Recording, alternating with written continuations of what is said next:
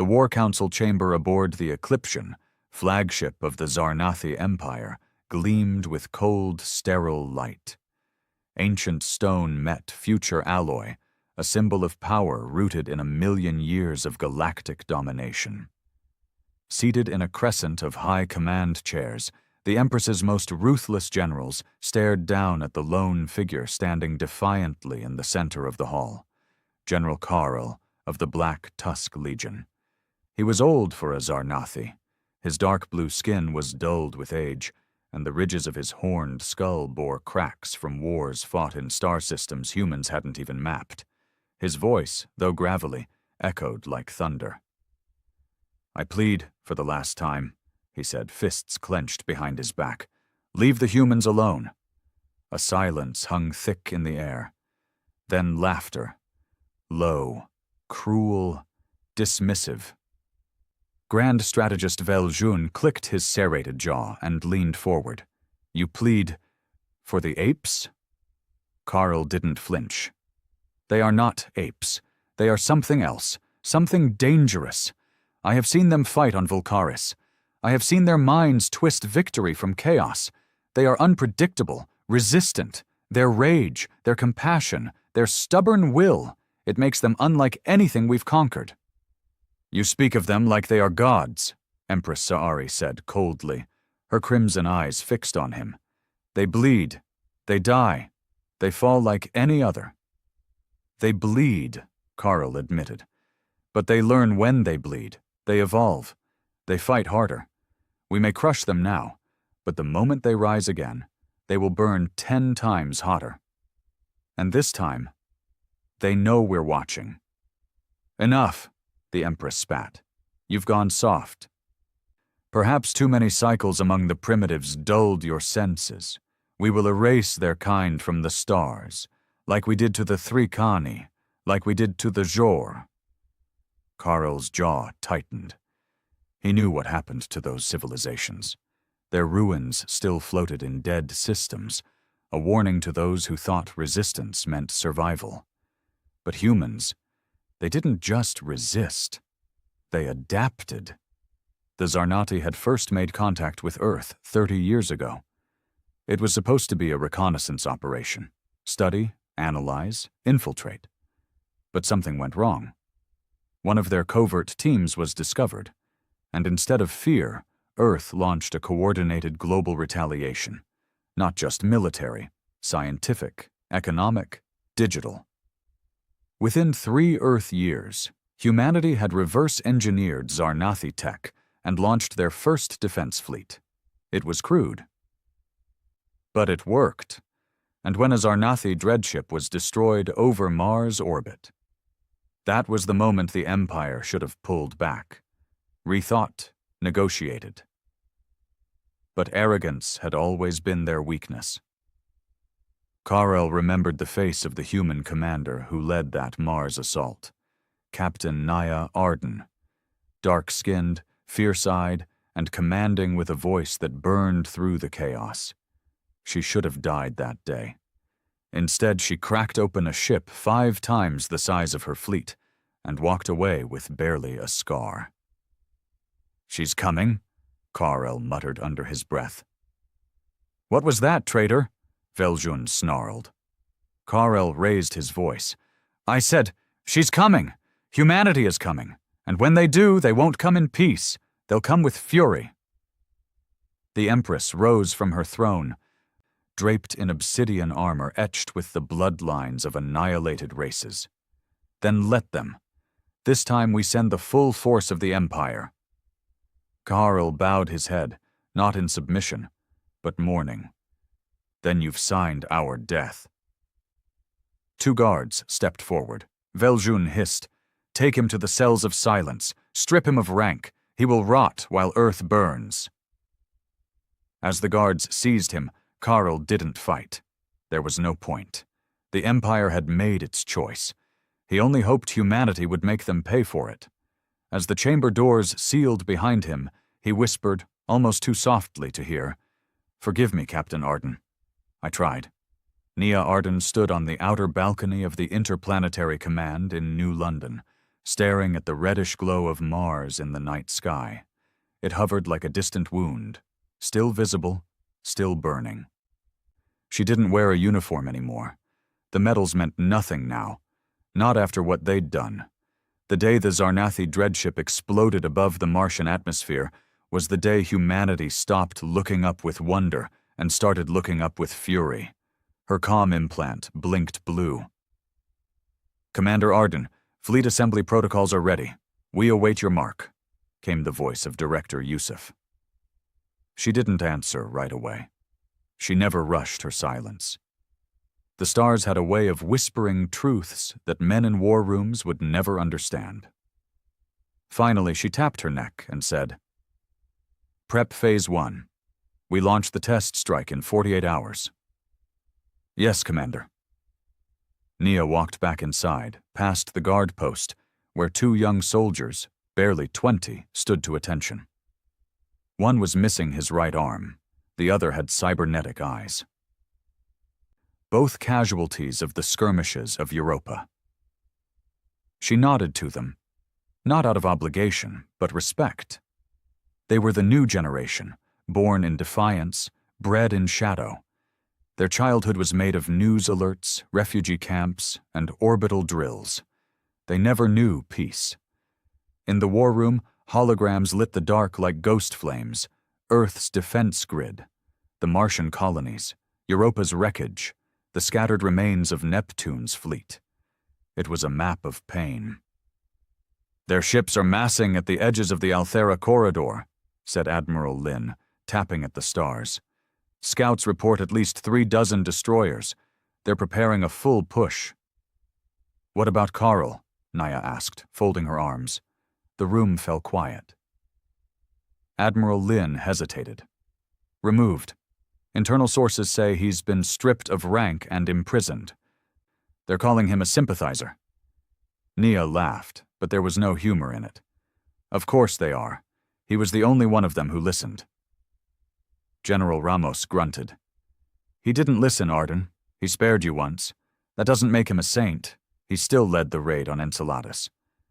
She shot him a glance. "And who turned Enceladus into a weapons lab?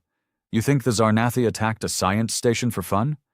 We were experimenting on live alien prisoners down there." Silence again. She continued. "Carl's not a friend, but he's not blind. He saw what we could do. What we will do if pushed." "You think he tried to stop the Empire?" Ramos asked. "I know he did." Lin shook her head. "Doesn't matter now. The Empire won't back down, and we're still 20 years behind them in fleet tech." "But we're ahead in tactics," Naya said. "And we're ahead in one more thing." Ramos raised an eyebrow. "What?" "Desperation."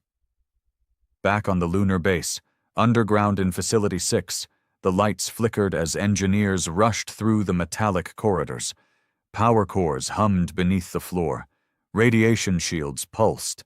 In the center chamber, they were building something that shouldn't exist, a weapon not even Earth's council had approved yet. Project Red Veil. 2 black obelisks stood tall, each humming with unstable energy. Between them, a gravitational singularity, tiny, barely contained, rotated inside a transparent field. It warped space around it, bent light, and made you nauseous if you looked too long.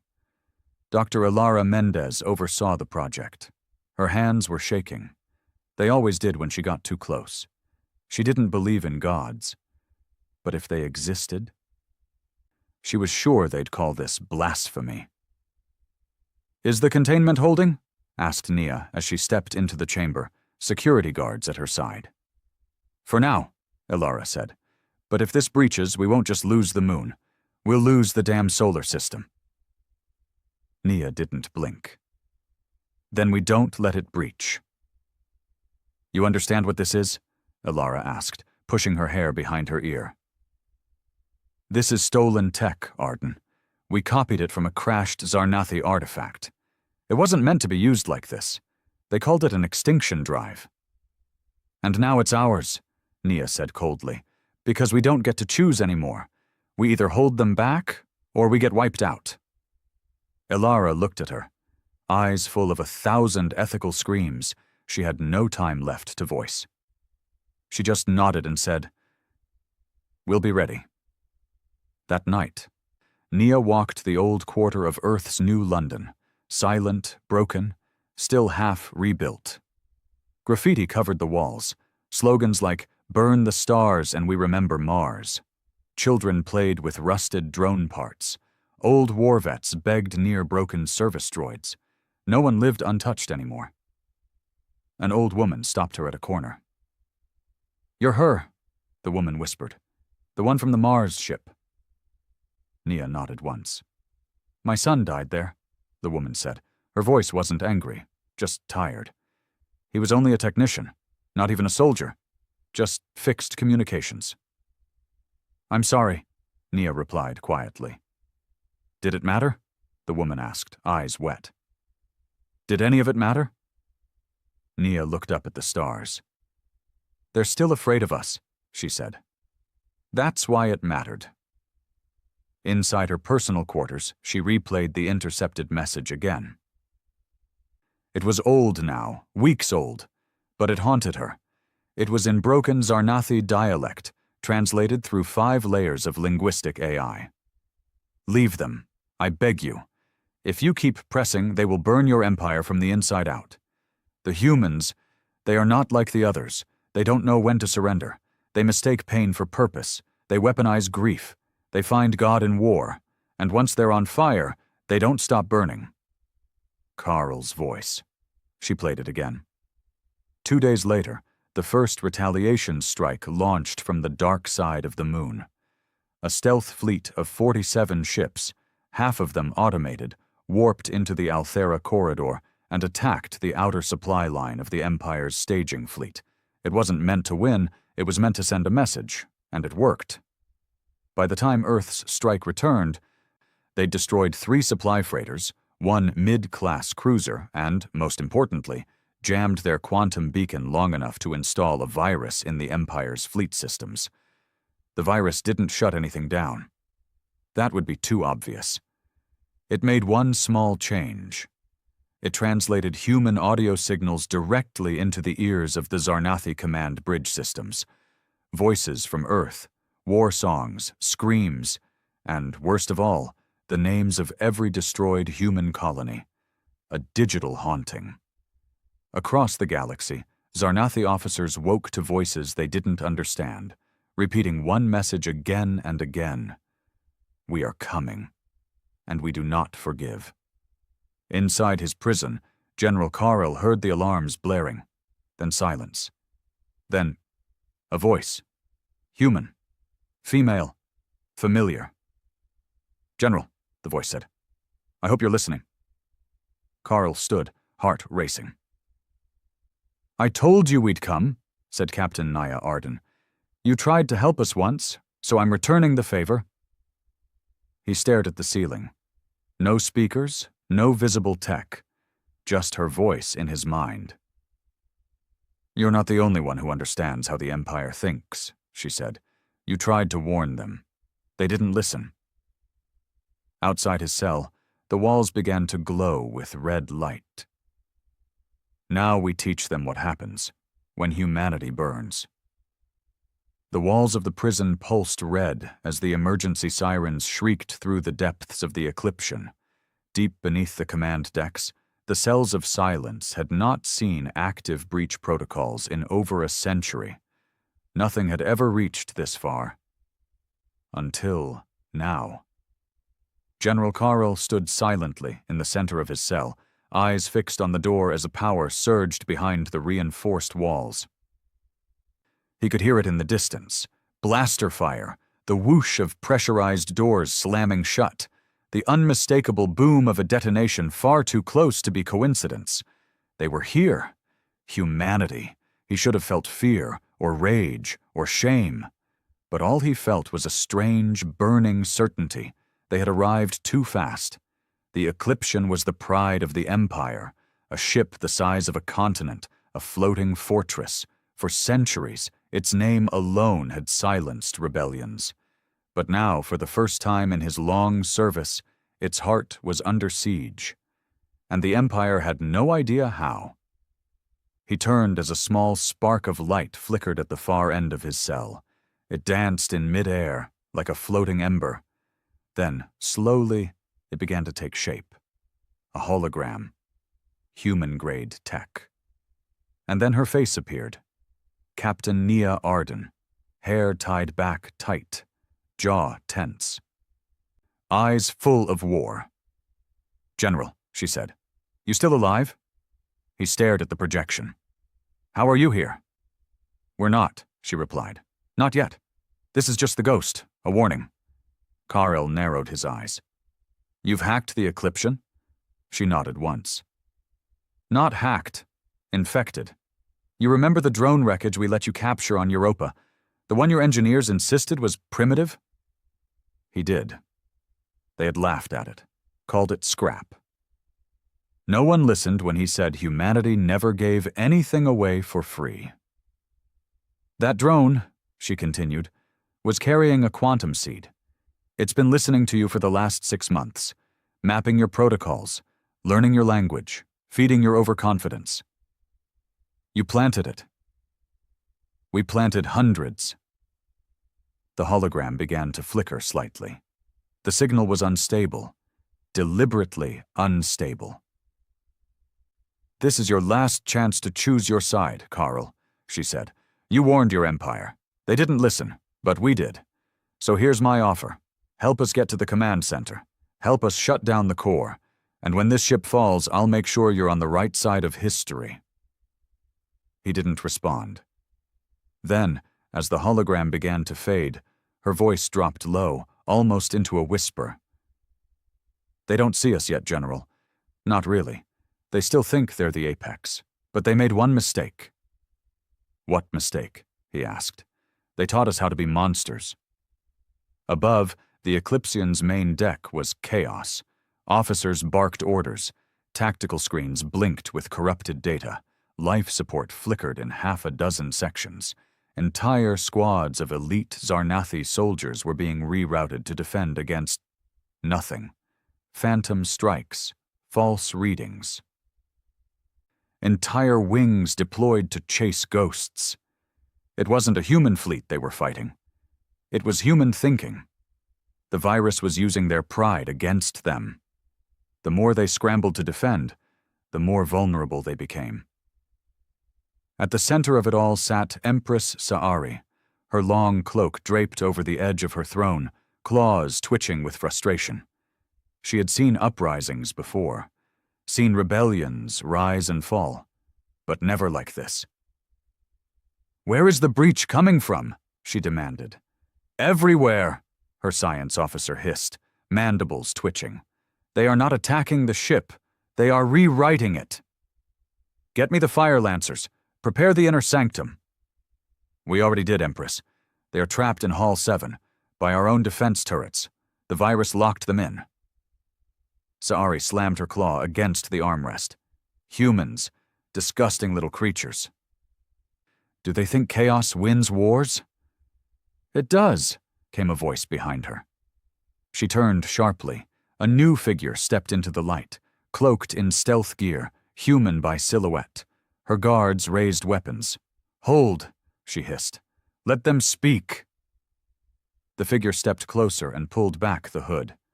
It was Nia Arden, in person. "Hello, Your Majesty," she said with a half-smile.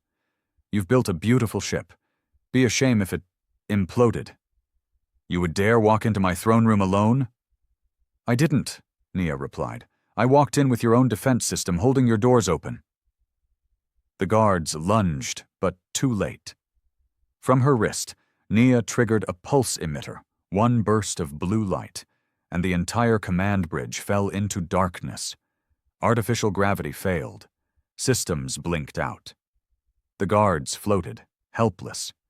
The Empress snarled, flailing in 0G. "You think this is victory? You are a child in a viper's den." Nia pulled herself toward the throne, using her boots' mag locks to anchor her with each step. "No," she said. "I'm the fire you let in when you weren't watching."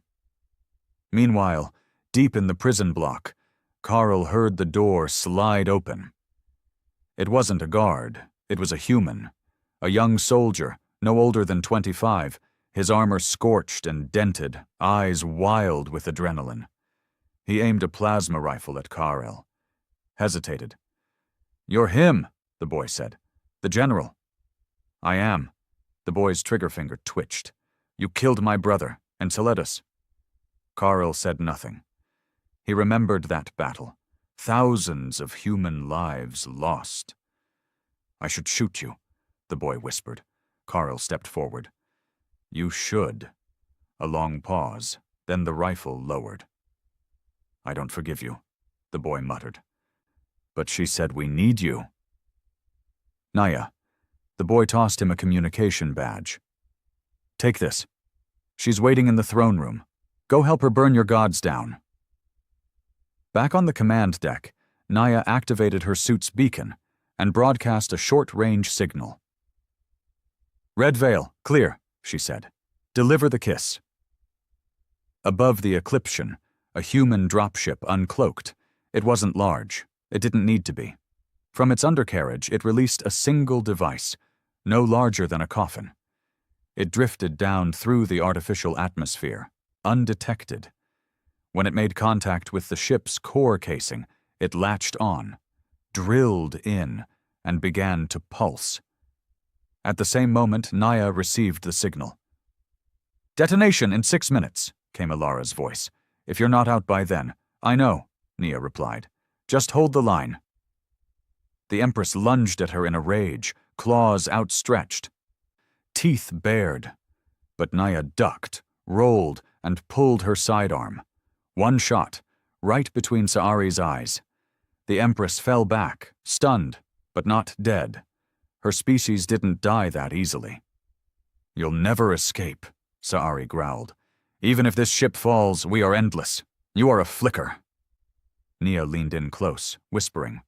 "Then maybe we're the match that sets the whole empire on fire." Suddenly, the doors blew open.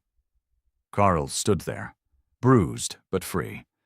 He looked at Nia, then at the Empress, and without hesitation, he walked to the throne and crushed the emergency warp beacon beneath his boot. "That was your escape plan," Saari hissed. He turned to her, face stone cold. "No," he said, "that was yours." 5 minutes later, Naya and Carl sprinted through the burning corridors, weaving through broken halls and disabled security drones. The countdown ticked in their ears. 3:21, 3:20, 3:19. They reached the final hangar. A small shuttle awaited, human tech, Zarnathi alloys, built from stolen parts. As they took off, the Eclipsian began to crack. The Red Veil device was not a bomb in the traditional sense. It didn't explode. It folded. Reality bent around the device, pulling the ship inward, warping its mass, tearing it into a slow, invisible implosion. From the outside, it looked as if the ship simply disappeared. Gone. The Empress, the command bridge, the fear, all gone.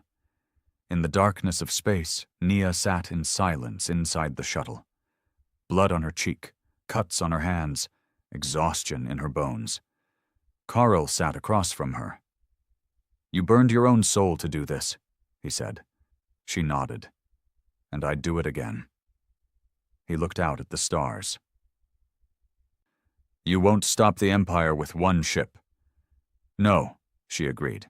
"But now they know we can reach them, that we're not prey." "And what happens next?" Naya looked him in the eye. "We start the next fire." There were no official broadcasts, no Empire-sanctioned statement, no state funeral, only silence. The Eclipsion, the jewel of the Zarnathi Empire, was gone. Not damaged, not hijacked, not floating in some asteroid field waiting to be recovered. Gone. 1 billion souls across dozens of systems stared at dark screens, wondering how something that colossal, something that old, could simply vanish. Some said it was sabotage. Others whispered it was divine punishment. But those closer to the truth knew better. They had heard the human transmission. the one broadcasted into every Zarnathi-controlled system less than 20 seconds after the Eclipsion's disappearance. This is for Mars. This is for Enceladus. This is for the colonies you wiped out while smiling behind your diplomacy. We are not your cattle. We are not your children. We are the storm, and we are just getting started. In the shadowed skies of Zarnath Prime, the capital planet of the Empire, panic wore 1,000 masks. Markets collapsed. Protests boiled. Dozens of vassal species, subjugated for generations, began refusing orders. Minor revolts flared up in places the Zarnathi once ruled with unshakable control. Now, fear ruled instead. Inside the Imperial Council chambers, leaders screamed over one another. They must have help from within. How could primitives build a weapon like that? Find their allies. Root them out! One voice cut through the noise. They didn't need allies. That's the point. All heads turned towards the speaker. Ambassador Legere of the Cadran Coalition, a species of crystalline entities who had long served the Empire under threat of extinction. Legere rarely spoke, and never without calculation. You don't understand what you've done, Legere continued, his voice like glass scraping steel. You've poked a nest of thinking predators and laughed when they bared their teeth, and now you're bleeding. Watch your words, Ambassador, growled General Thovar, one of the remaining high commanders. You speak of the humans as if they are greater than us. Legere tilted his shimmering head. They are something different, and you can't rule what you don't understand. Aboard the stolen shuttle, Naya Arden sat at the edge of a rusted cargo container, her legs numb, her mind burning. They had destroyed the Eclipsion. But victory had no taste. Only the faces remained. Of friends lost, soldiers broken, cities bombed into silence. And now, something even darker was growing inside her. The weight of escalation. Karo leaned against the far wall of the shuttle, silent. His armor was cracked, his claws still stained with dried blood. They hadn't spoken in hours. Finally, he broke the silence. You've changed. Nia didn't look up. We all changed. He studied her for a long moment. You were different when I saw you on Mars. Younger. You still carried hope like it was armor. She gave a bitter laugh. Hope gets you killed in this war. You think you've won something? He asked. She turned toward him, eyes sharp. We broke their spine. You cracked it, he said. They'll heal, and when they do, they'll come for your entire species with a rage you've never seen. We're counting on it. That stopped him. You want them to retaliate? We want them to overreach, she said. We want them scared, unstable, arrogant, exactly like they were before we buried their flagship. We bait them into burning more resources, stretching their fleets thin, exposing weaknesses. That's when the real war begins. He exhaled slowly. You're becoming more Zarnathi than you realize. Naya leaned back. And you're becoming more human. Elsewhere, in the underground cities of Darek's Folly, a border moon long abandoned by the Empire, a meeting of outlaws, rebels, and disillusioned Zarnathi took place. They called themselves the Shattered Crown. At their center sat a hooded figure, voice masked by a digital filter. Humanity did what none of us could.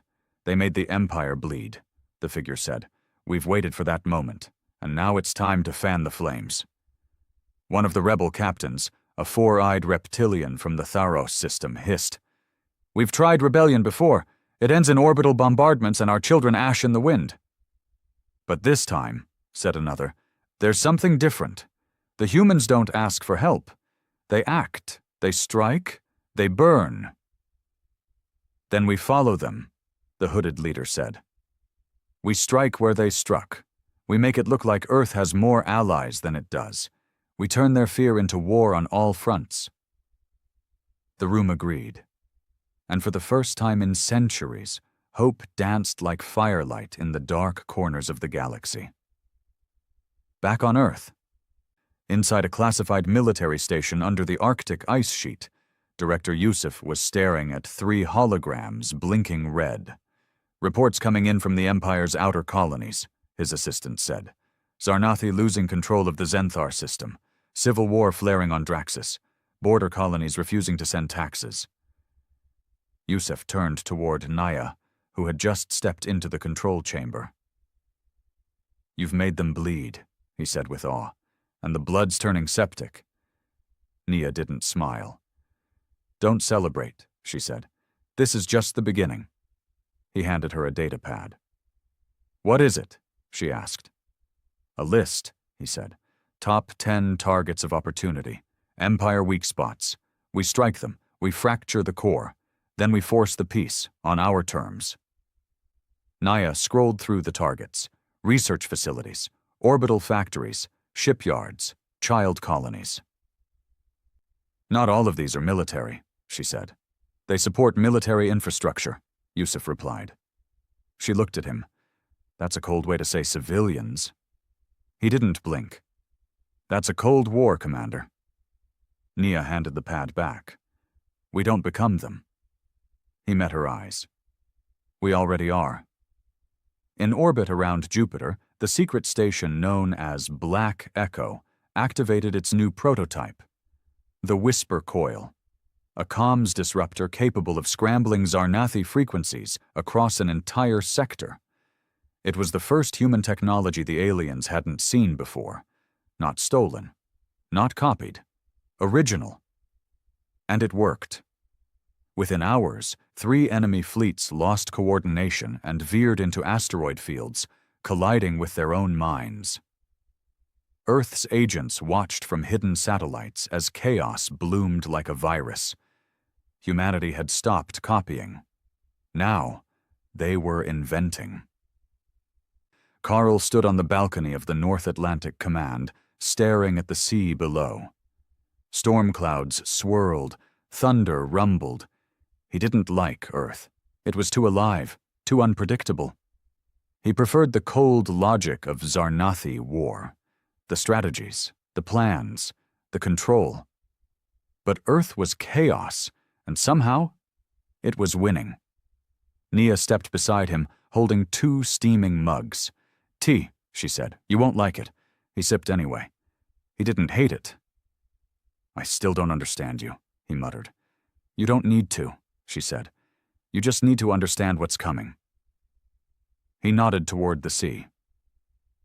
"And what's that?" She took a breath. Retaliation. And indeed, across the Empire's core systems, the response was beginning. Dozens of dread ships launched from the Forge moons. The newly appointed High Empress, Sa'ari's eldest daughter, vowed holy vengeance on Earth. But even as their war machine spun back to life, cracks were forming from within. Generals refused orders, advisors vanished, systems once loyal now raised flags of independence. The fire was spreading, and every spark had a name on it. Humanity. They called it the response. The High Empress didn't waste time with speeches. The old customs were gone. What replaced them was doctrine, brutal, immediate, and laced with vengeance. After the fall of the Eclipsion, the Zarnathi Empire unleashed a new wave of terror not seen in centuries. 6 fleets, 400 ships, 3 billion soldiers in active mobilization. The retaliation was not subtle.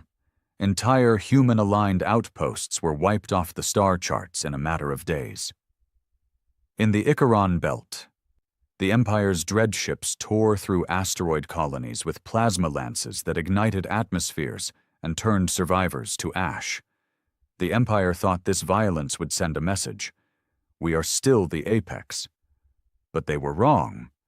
Because Earth didn't answer with fleets, it answered with ghosts. The Vanguard Protocol was born out of desperation. It was not sanctioned by the Earth Assembly. It wasn't even discussed openly among military brass. It was whispered, developed in the blind spots of war, where oversight couldn't reach. It began with a single idea. If the Empire feared chaos, give them more than they can survive. Naya Arden stood in the black core of Station Aegis, far from Earth's surface, staring into a glass containment chamber.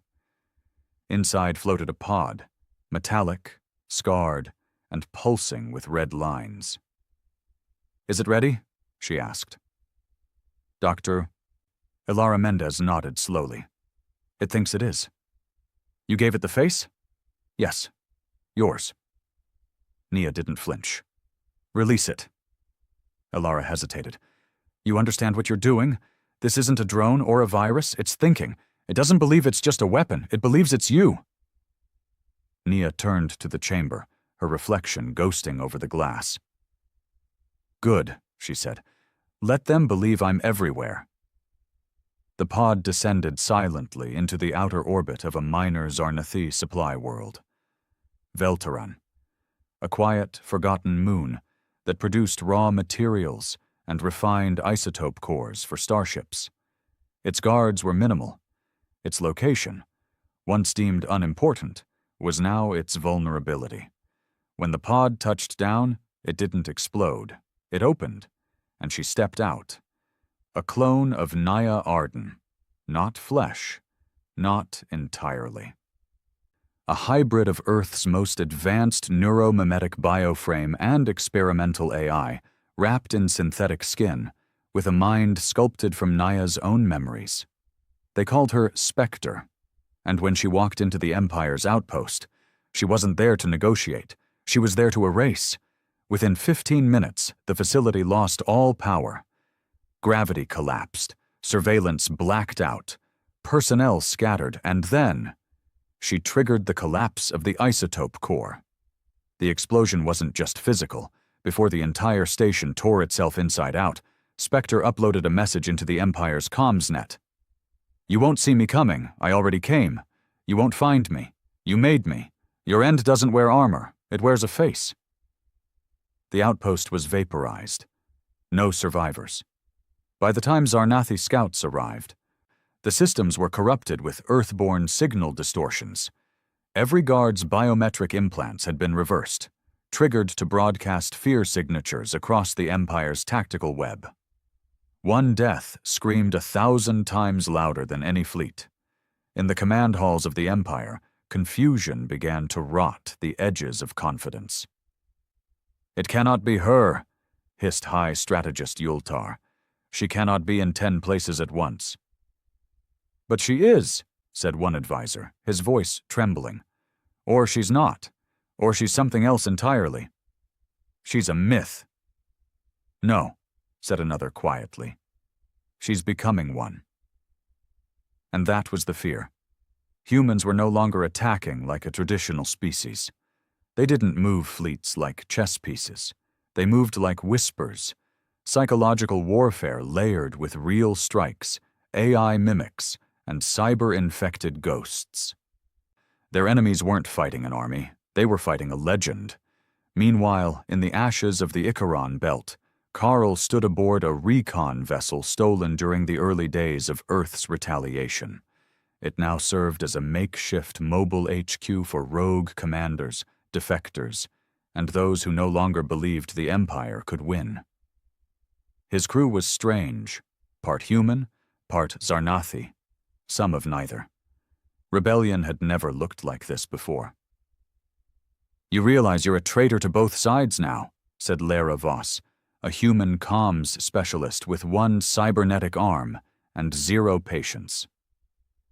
Carl looked at her without emotion. "Better to be a traitor than a tool." She smirked. "That's probably the most human thing you've ever said." He turned towards the forward viewport. Debris fields drifted like metallic ghosts outside. Burned hulls, broken satellites. Shattered lives. "I was trained to see war as art," he said slowly. "Balance, strategy, movement. And now? Now I see it for what it is," he muttered. "Desperation with a flag." The console pinged, a signal. Carl stepped forward. "From Earth?" "No," Lara said, "from Spectre." Carl's face darkened. "She's reaching out to me?" She wants you to see something, Lara said, pressing a button. The screen lit up. It was a live feed. A Zarnathi tribunal, deep within a war-hardened moonbase. Officers screaming, civil authority breaking down.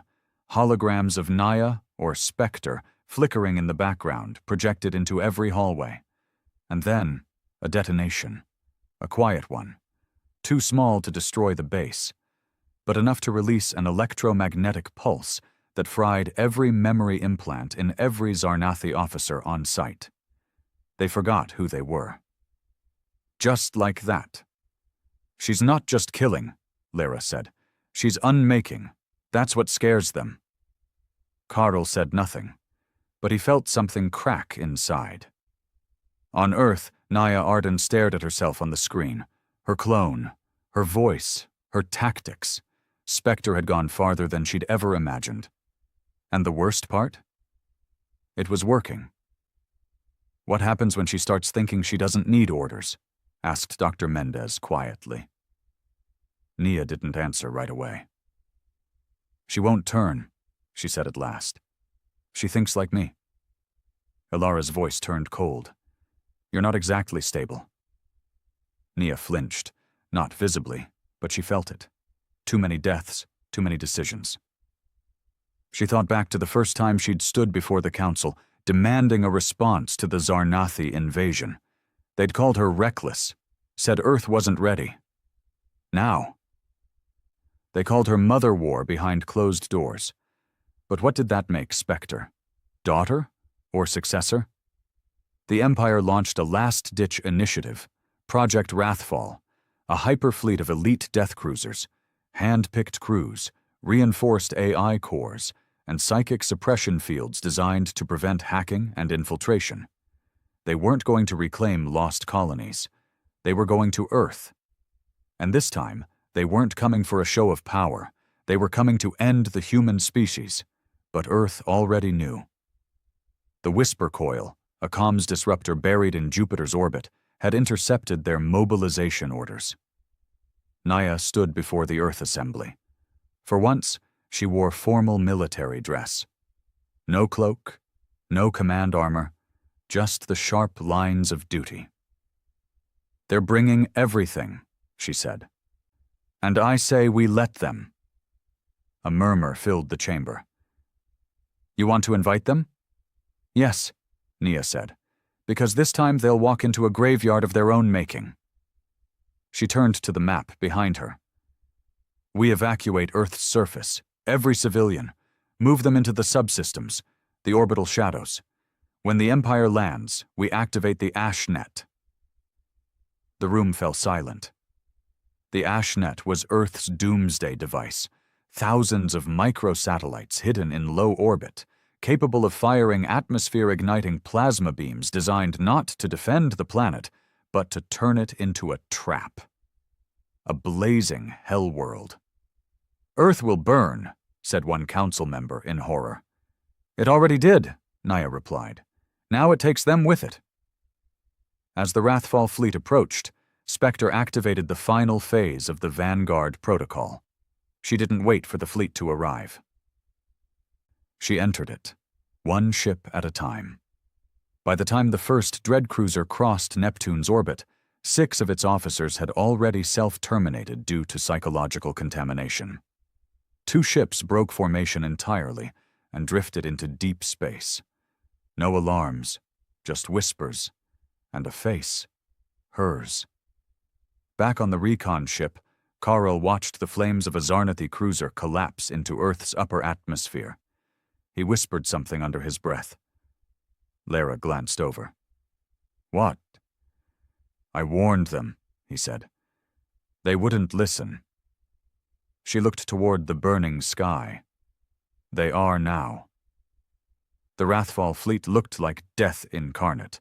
From the shadow of Saturn's rings they emerged, hundreds of dread cruisers cloaked in psychic null fields, their hulls blackened by decades of orbital burn shielding.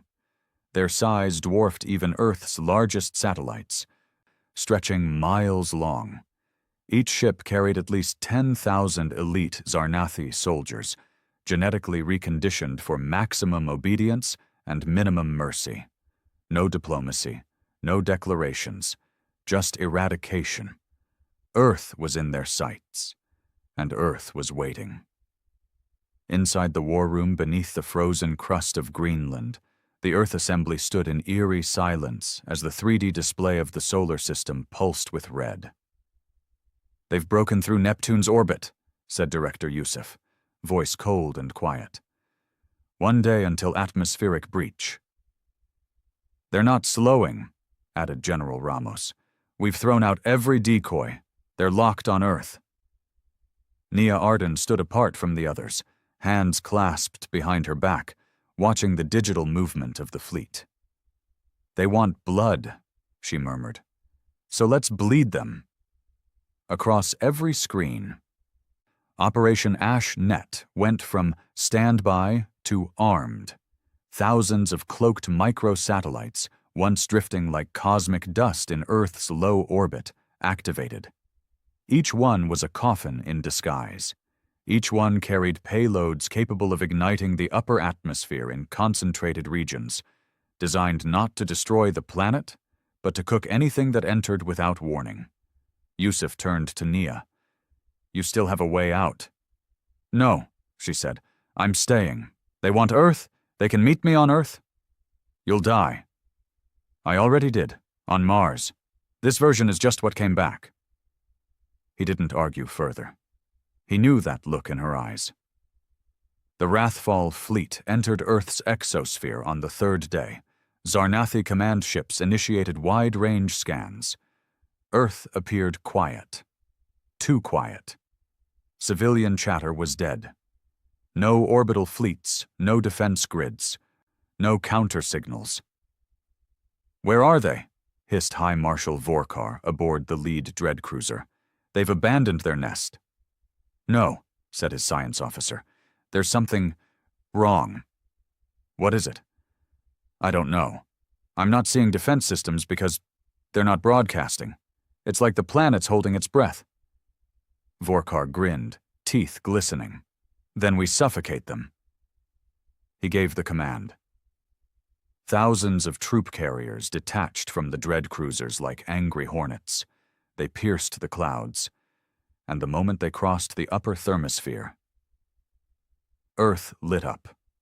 From orbit, it looked like fire raining upward. The Ash Net activated in perfect sequence. Each satellite fired an atmospheric ignition beam, superheating the entry zones with pulses so intense that metal hulls peeled mid-air like paper, and heat-resistant armor vaporized in seconds. The first wave of troop carriers never reached the ground. They turned to ash mid-fall. The second wave tried to scatter. They hit decoy fields, zones rigged with reflective plasma traps that fed heat back into the ships, frying their systems from the inside. Inside the bunkers, Earth's commanders watched as Zarnathi ships fell like black snow. "This isn't war," Ramos whispered. "It's a cremation." But not all of them died. A dozen dread cruisers, equipped with reinforced shields and adaptive deflection matrices, broke through the kill zone and made landfall in staggered formation. They touched down in Africa, South America, northern Russia. The Empire had targeted Earth's ancient strongholds, places with cultural power as well as strategic value. In Nairobi, a dread cruiser crushed a mile of city infrastructure before deploying troops. But the city was empty, completely evacuated. "Where are the humans?" snarled a Zarnathi lieutenant. Then came the answer. Explosions detonated from below. Seismic charges laid deep beneath the surface. The Earth rebelled. Craters opened. Underground tunnels collapsed, taking entire platoons with them.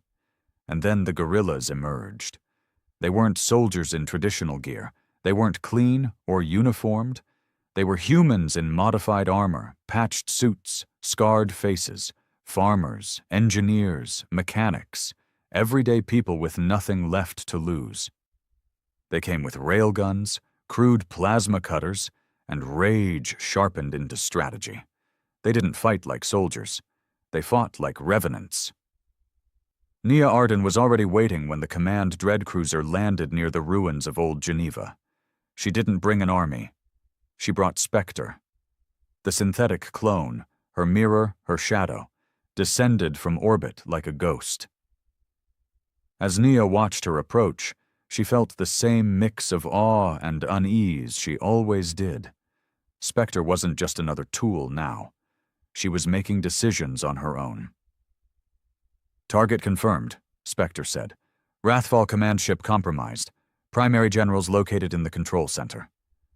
"And the virus?" "Already in their comms," Spectre said. "They think they're receiving reinforcement orders. They're actually requesting fire on themselves." Nia gave a small, bitter laugh. "Cruel." "Necessary," Spectre replied. "You sound more like me every day." Spectre didn't blink. "That's because I'm learning what it takes to win." Then she turned toward the burning skyline. "Ready?" Nia nodded. "Let's send them home in pieces." Inside the command dread cruiser, panic ruled. Systems were going dark. Internal comms looped with static. The words, "Sector reinforcement confirmed," repeated in every corridor. But no reinforcements came. Vorkar stood in the control hub, tail lashing in fury. "I want her dead! Find Arden and kill her!" But the AI system didn't respond. And then the lights flickered red. One by one, the command consoles rebooted. A face appeared on every screen. Nia Arden. Not live, a recording, calm, focused, icy. "You came to my planet. You brought fire and fear. You wanted us to break, but we don't break. We burn." Every console exploded simultaneously. The ship shook as its fusion core began to rupture. Spectre had bypassed its security protocols, fed it false stability reports until it overloaded. From the outside, the command dread cruiser folded in on itself. No survivors.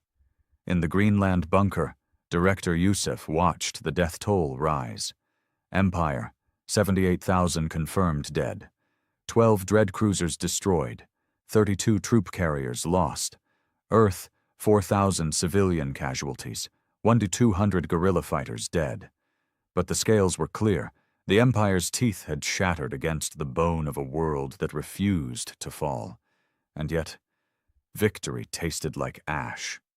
Nia returned to the Arctic stronghold with Spectre beside her. Soldiers and scientists saluted her. She gave no reaction. Just walked to the war table and stared at the blank star map. "We won," said Ramos quietly. Nia shook her head. "No," she said. "We survived." Spectre stepped forward. "The Empire will remember this, but they won't understand it." "That's the point," Nia said. "Let them keep underestimating us. Let them fear the ghosts more than the guns." Yusuf approached her, datapad in hand. "Then what now?" Nia turned to him. "We take the fire to them." In the far corners of the galaxy, the news spread. The Wrathfall fleet, undefeated in centuries, was gone, destroyed, outmaneuvered, humiliated, and not by a superior force, by a species the Empire once called pre-sentient. Uprisings flared. The Shattered Crown launched a dozen sabotage campaigns in the Empire's inner core. Former slaves took up weapons. Pirate factions began hijacking Zarnathi supply ships and broadcasting human war music across enemy frequencies.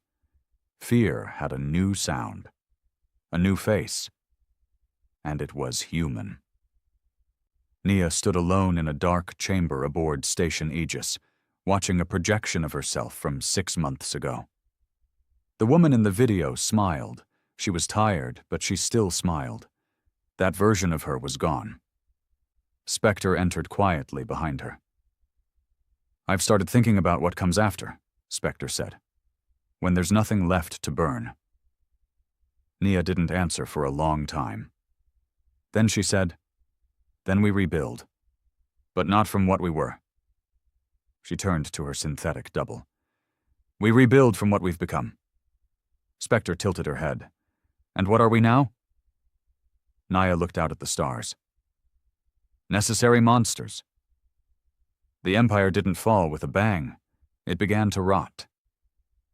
The destruction of the Wrathfall fleet wasn't just a loss of military power. It was a blow to myth, to fear, to the illusion of invincibility that had held 1,000 species in quiet obedience. On the outer worlds, once loyal governors went silent. Vassal species revoked tribute.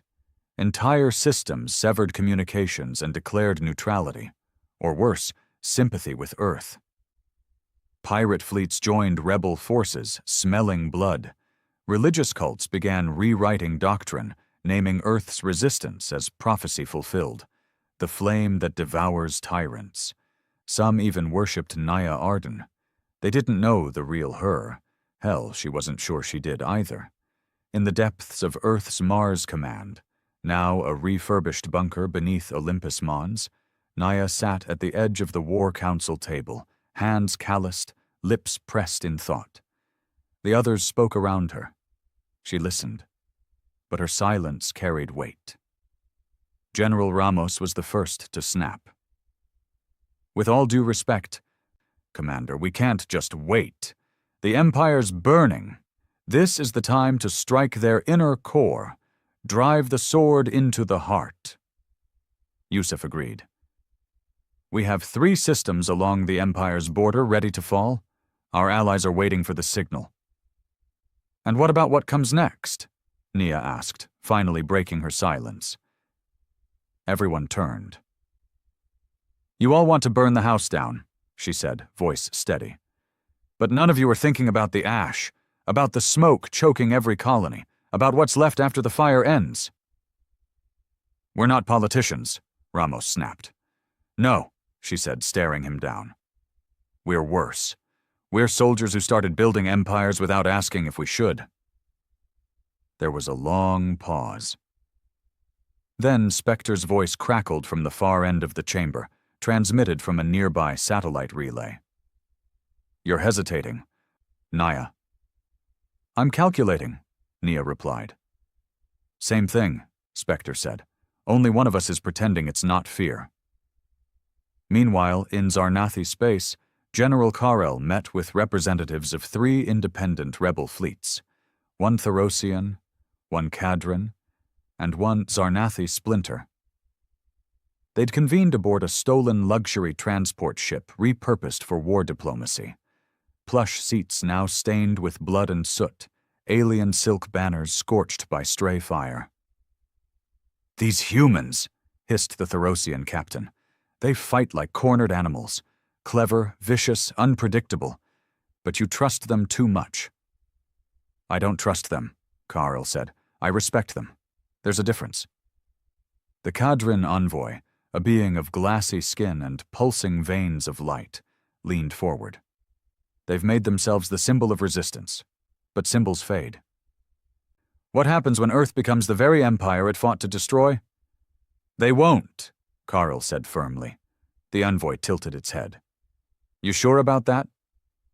"Because Earth was changing, and not everyone liked where it was going. In Earth's outer colonies, on moons and space stations far from the central command, fractures were appearing. Some governors refused to obey Naya's command hierarchy, claiming self-governance. Others created their own militias, saying they needed local defense forces now that the empire was collapsing. But it wasn't defense. It was greed.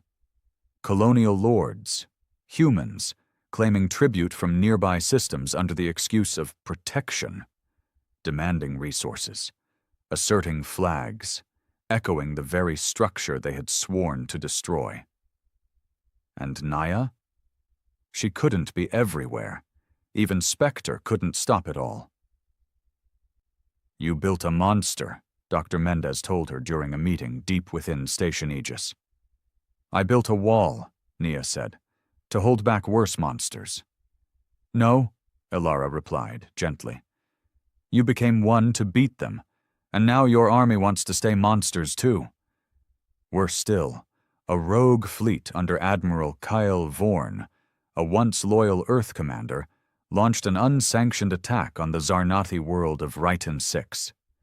It was a minor cultural planet, no military infrastructure, no strategic value.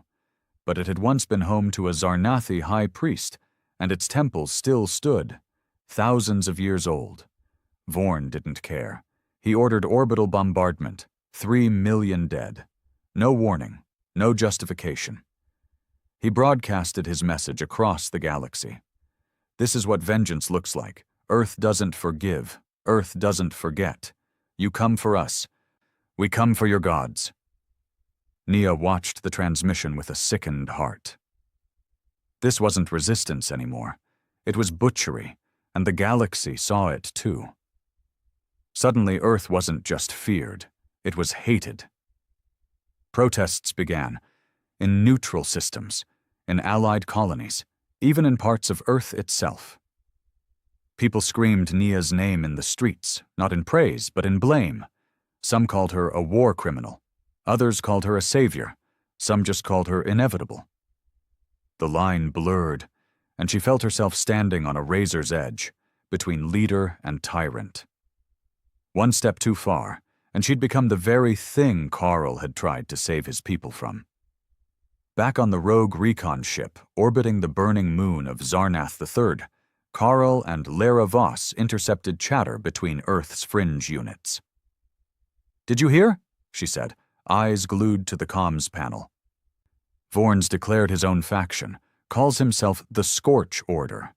They're raiding anything with a Zarnathi signature, even refugee ships. Carl's voice dropped. "That's not war. That's genocide." Lara looked at him. "You still think Nia can stop it?" "I think," he said slowly. "She's the only one left who's still trying." In the silence of her personal quarters, Nia watched footage from Rhyton 6 again and again. She studied the faces. The screaming civilians, the burning temples, the children clutching artifacts as the fire took them. And then she studied her own face in the mirror. It was harder to recognize these days. Tired, cold, unforgiving. She remembered when she was just a field officer, desperate to save Mars. Now she held galaxies in her palm and watched them bleed. Spectre entered quietly. "You can't undo this," she said. "I know. You could disavow Vorn." "I will." "But you made him," Spectre said. "He followed your war.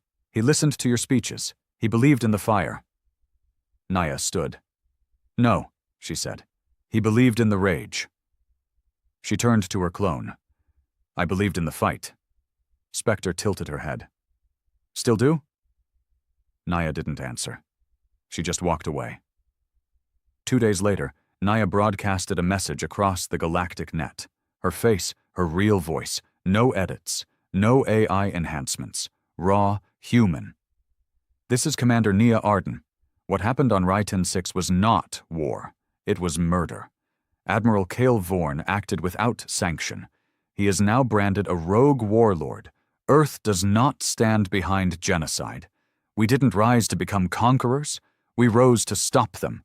If we become the very shadow we fought, then we lose, no matter how many ships we burn. I am still Nia Arden. And I will not be the Empress of Ashes." Some believed her, some didn't, but her words slowed the tide.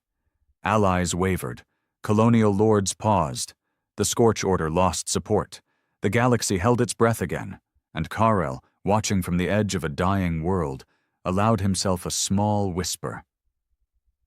"She's still in there." But one message changed everything, intercepted on a stolen relay station orbiting the remains of the Ecliption's last known coordinate. A transmission, encrypted, fragmented, but clear. "This is Empress Saari. Survived. Retaliation must be final. Earth must burn. I will return." She was alive. And she was coming. The transmission echoed across every warship, rebel frequency, and neutral channel in the galaxy. "This is Empress Saari of the Zarnathi Empire. You believed me dead. You celebrated. But I am the Empire. And the Empire does not die. Earth will burn. Humanity will be cleansed. I return not for revenge. I return for silence." The message was grainy. damaged by interference, but it was her voice, her venom, her certainty. She was alive, and she wasn't alone. Within a month, signs of Saari's return turned into hard proof. Surveillance drones captured footage of a hidden shipyard deep within the ruins of the Kresher Abyss, an ancient gravity well on the Empire's edge, once thought uninhabitable. But now, it pulsed with war-forged life.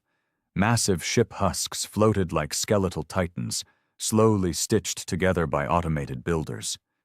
Empress Saari hadn't just survived. She'd been rebuilding, in secret, waiting. What rose from those forges made the Eclipsion look small. A super dreadnought, 10 times larger than anything Earth had faced.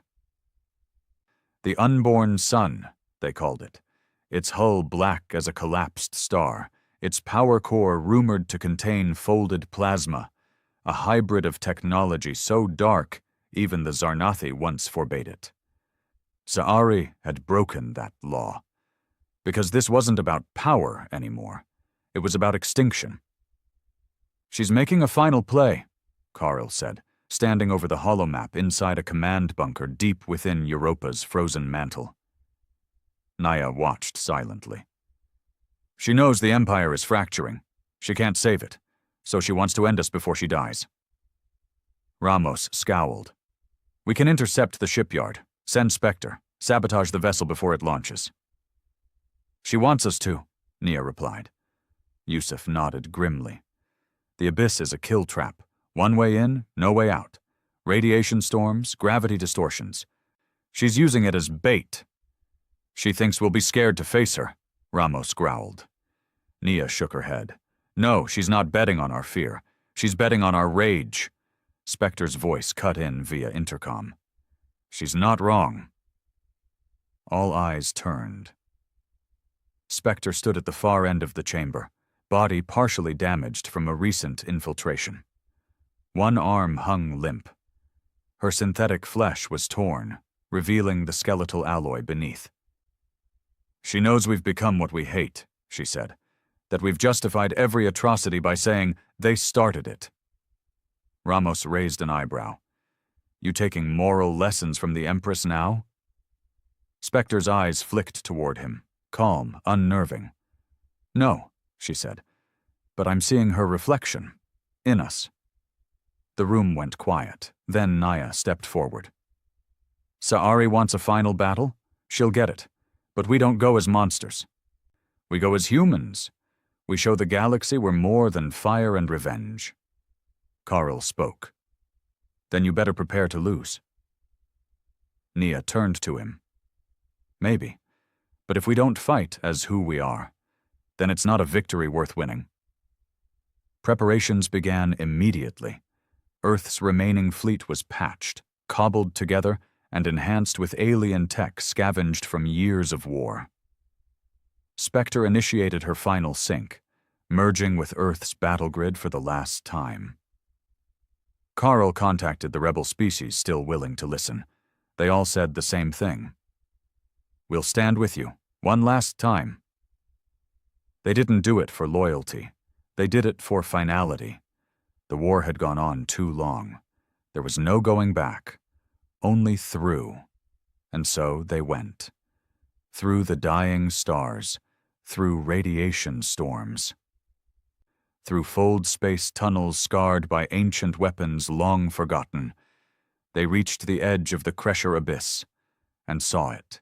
The unborn sun, it breathed. With every pulse of its core, space rippled around it. Gravity twisted, light warped. It was not just a ship, it was a threat to reality. Inside it, Saari waited. Old, scarred, armored in obsidian laced with the bones of extinct species. This was her grave, and she wanted to bring the galaxy with her. The final battle began with silence. No declarations, no rallying speeches, just movement. Earth's fleet dove into the abyss, engines burning bright as comet tails. Zarnathi loyalist ships swarmed like hornets. Space became a black canvas streaked with fire. Spectre led the first wave, Her shuttle sliced through enemy formations, jamming comms, hijacking drones, feeding false signals. Naya led the second. Her flagship, the Valkyrie, plunged toward the unborn sun's outer hull with a task force of 20 ships behind her. Carl, in an old Empire cruiser, fought alongside human pilots who once tried to kill him. Nothing made sense anymore. Only purpose and survival. Inside the unborn sun, Empress Saari sat on a throne made of melted dread ship plating. Her skin was cracked, her voice deeper, but her will remained unbroken. "They came," she whispered, "just as I knew they would." One of her guards approached. "They breached the outer hull within minutes." "Good," she said. "Let them taste godhood before I tear it away." She stood and activated the core. The unborn sun didn't fire weapons in a traditional sense. It bent space. Massive gravitational ripples tore through the battlefield. Ships collided. Navigation systems collapsed. 2 Earth frigates were folded inward, crushed like paper in a black hole's hand. Naya's crew screamed as their instruments failed. "Stabilizers offline! Artificial gravity spiking! Do we eject?" "No," Nia growled. "We go in." She strapped in, grabbed the manual controls, and drove the Valkyrie straight into the core's outer chamber. Impact. Pain. Metal groaning like a wounded god. But they made it. Her boarding team, elite, tired, determined, pushed through corridors twisted by alien math. They weren't built like ships. They were alive. Spectre joined them inside, arriving through a side passage in a stolen pod. "I've mapped the inner systems," she said. "The Empress is at the center." "Then that's where we end this," Naya said. They fought through resistance. Zarnathi zealots, automated defense systems. Rooms that screamed. One by one her soldiers fell, but they made it. To the heart, the throne chamber. There, Saari stood, alone, cloaked in shadow. Her eyes burned with light that wasn't light. "You finally came," she said. Nia raised her weapon. Saari didn't flinch. "You still think you're saving something?" "I'm saving us," Saari laughed. "There is no us. There is only who burns last." She raised a hand. The room began to collapse. Time itself slowing, light bending, weight increasing. Spectre collapsed, systems failing. Naya screamed in pain, her body stretching under artificial gravity, but she pushed forward. One step, then another. "You should have killed us when you had the chance," she gasped. Saari's smile faded. "You should have stayed silent." Nia pulled the trigger. The bullet hit. Not Saari. The core control node behind her, a crack formed. Then, detonation. The unborn sun began to collapse inward, not explode. Fold. Saari screamed, part fury, part disbelief, as the gravity swallowed her. Naya grabbed Spectre's hand, hit the evac trigger, and vanished. The rest of the fleet pulled back. As the unborn sun imploded, the Kresher abyss took it whole. Gone. Saari, her ship, her last chance, gone, and with her death, the Empire finally broke. Weeks passed. The war ended not with peace talks, but with exhaustion. Systems went quiet. Allies stopped fighting. The galaxy took a breath. Naya stood before the Earth Assembly. No armor, no weapons, just a woman, changed, scared, tired. "I'm not asking to lead anymore," she said. "I'm asking to step aside. We've fought. We've won. Now we decide what we become." There was no applause. Only nods. She left the chamber and disappeared. Carl returned to the ashes of Zarnathi Prime. He saw children playing in ruins, families rebuilding with bare hands. He whispered an old prayer, not for victory, for redemption. Spectre chose isolation. She fled to the edge of known space, to think, to learn, to wait. She still bore Nia's face, but she was no longer her shadow. She was her echo. And Earth? Earth remembered, not just the rage, but the choice, when they could have become monsters. And didn't. Maybe that was the real victory, not surviving, but walking away with their humanity intact.